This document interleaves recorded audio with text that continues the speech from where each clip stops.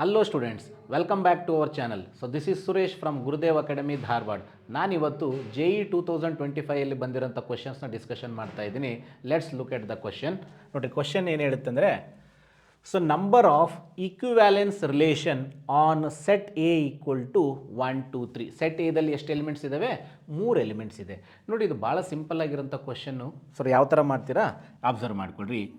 ಇಲ್ಲಿ set has and ಇಲ್ಲಿ number of equivalence relation ತೊಗೊಳ್ರಿ. Number of equivalence relation.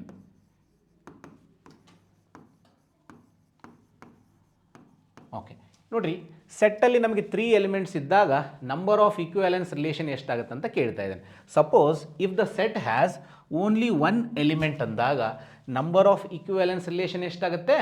1 ಬರುತ್ತೆ, 1.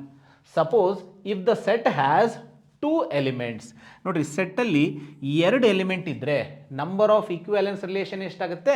ನೋಡಿರಿ, ಇಲ್ಲಿ ಆಲ್ರೆಡಿ 1 ಇದೆ, ಆ 1ಅನ್ನು ಮತ್ತೆ 1 ಜೊತೆಗೆ ಆ್ಯಡ್ ಮಾಡಿಕೊಡ್ರಿ. ನೋಡಿರಿ, 1 + 1 ಅಂದರೆ ಎಷ್ಟಾಗುತ್ತೆ? 2.